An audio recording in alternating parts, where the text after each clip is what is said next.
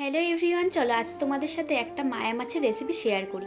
তো প্রথমে শিলনোড়াতে আমরা কাঁচা লঙ্কা, সর্ষে আর রসুন বেটে নিয়েছি।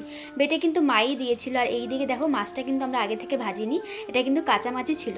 তার মধ্যে হলুদ, কাঁচা তেল মানে কাঁচা সর্ষের তেল, সেই বাটা মশলাটা, হলুদ, তারপরে লবণ, যা যা লাগবে আর কি সবগুলো দিয়ে ভালো করে মেখে নিতে হবে। হাত দিয়ে মাখা যেত, কিন্তু হাত দিয়ে মাখিনি, চামচ দিয়ে মেখেছিলাম। তো এই মাখানোর সময় এত সুন্দর একটা গন্ধ বেরোচ্ছিলো, মনে হচ্ছিলো তখনই কাঁচা কাঁচা খেয়ে নিই। কিন্তু একটা প্রবলেম হলো যে আমি মাছ খাই না, একদমই খাই না। তো দেখো, তারপরে আমি কড়াইয়ে এখানে তেল গরম বসিয়ে দিয়েছি, আর তার মধ্যে একদম সামান্য পরিমাণ জিরে দিয়ে দিলাম।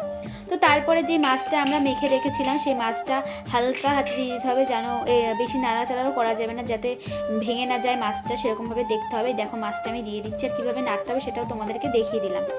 আর আমি জানি তোমরা হয়তো সবাই আরও অনেক ভালো রান্নার রেসিপি জানো।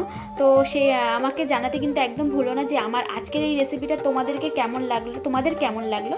তো দেখো, এটা কিন্তু পাতুরি সিস্টেমেও করা যেত, মানে পাতার মধ্যে নিয়ে, কলা পাতা বা কচু পাতার মধ্যে নিয়েও পাতুরি করা যেত, কিন্তু আমি কিন্তু আজকে সেটা করিনি।